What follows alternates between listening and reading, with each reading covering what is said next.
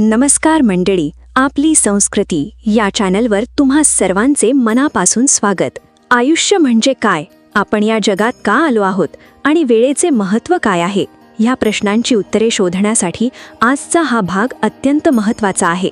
आज आपण पाहणार आहोत श्री गुरुचरित्र अध्याय 12. ज्या वयात मुले खेळण्यात दंग असतात त्या वयात साक्षात नरहरींनी आपल्या मातेला जीवनाचे अंतिम सत्य सांगितले.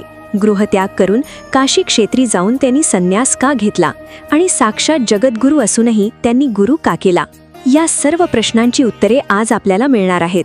हा अध्याय म्हणजे ज्ञानाचा एक अमूल्य ठेवा आहे, त्यामुळे व्हिडिओ शेवटपर्यंत नक्की पहा. श्री गणेशाय नमः. सिद्धयोगी म्हणाला, नामधारका, मातेने नरहरीला संन्यास घेऊ नकोस असे सांगितले.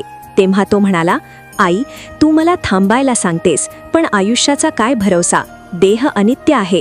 जोपर्यंत हा क्षणभंगूर देह साथ देतो आहे तोपर्यंत धर्माने वागून पुण्यकर्मे करणे हे प्रत्येक मनुष्याचे आद्य कर्तव्य आहे. ज्याने मृत्यूला जिंकले आहे त्याने तुझा उपदेश मानावा.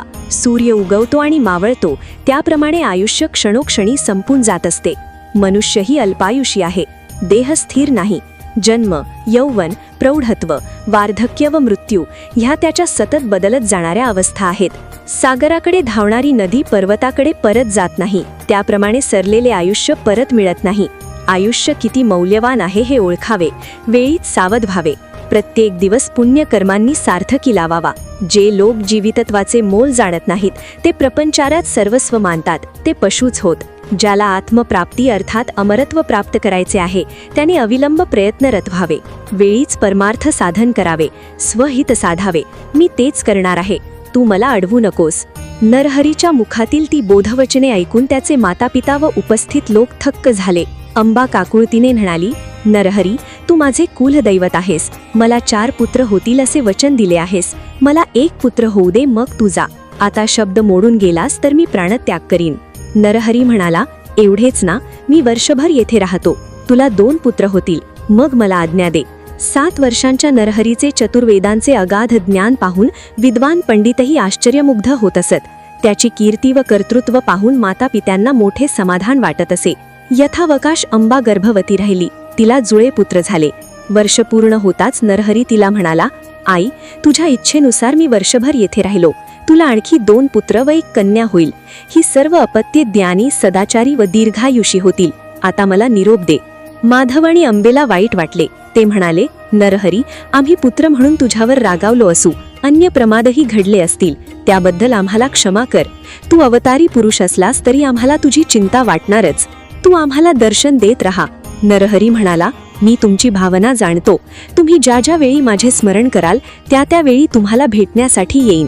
तुम्ही सुखात आनंदात जगाल. मी तुम्हाला 30 वर्षांनी पुन्हा येऊन भेटेन. आता मला निरोप द्या. मी बदरिका वनास जाणार आहे. नरहरी ग्राम सोडून निघाला तेव्हा अनेक लोक त्याच्या दर्शनासाठी आले. माधव आणि अंबा त्याला निरोप देण्यासाठी नगरवेशीपर्यंत गेले. नरहरीने त्यांना श्रीपाद, श्रीवल्लभ आणि दत्तात्रयांच्या रूपात दर्शन दिले. तेव्हा दोघांनाही धन्य धन्य वाटले. आधी नरहरी काशीला गेला. विश्वनाथाचे दर्शन घेऊन तेथे काही काळ राहिला. तेथे कृष्ण सरस्वती नामाचा एक वयोवृद्ध तपोवृद्ध यती होता. नरहरी हा अवतारी महात्मा आहे हे त्याच्या लक्षात आले.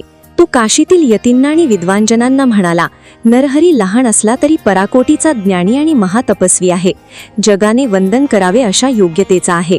कलियुगात संन्यास धर्माचा लोप झाला आहे. याने संन्यास दीक्षा घेतली तर संन्यास परंपरा उजळून निघेल. हा गुरुपदाचा अधिकारी आहे. लोकांना अनुग्रह देण्यास समर्थ आहे. लोकांना पावन करील, पाखंड्यांची तोंडे बंद करील. हा विचार सर्वांना पटला.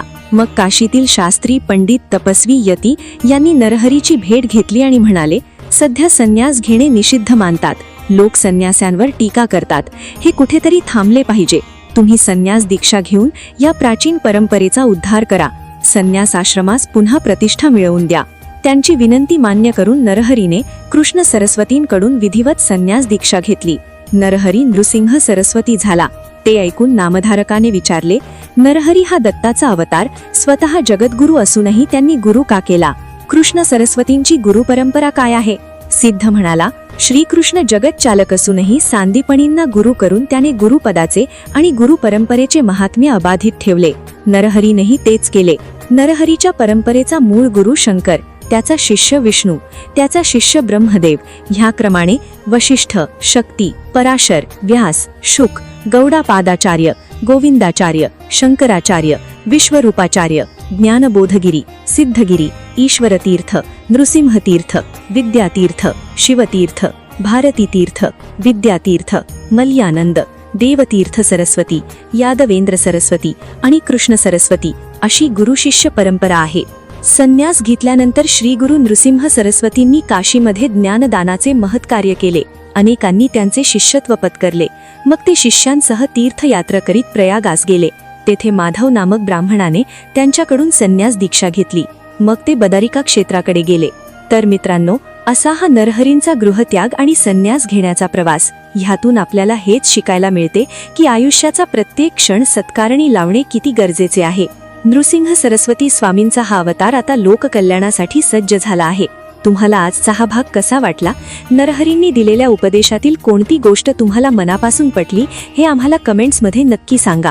जर तुम्हाला हा व्हिडिओ आवडला असेल तर लाईक करा आणि आपल्या संस्कृतीचा हा वारसा इतरांपर्यंत पोहोचवण्यासाठी व्हिडिओ शेअर नक्की करा.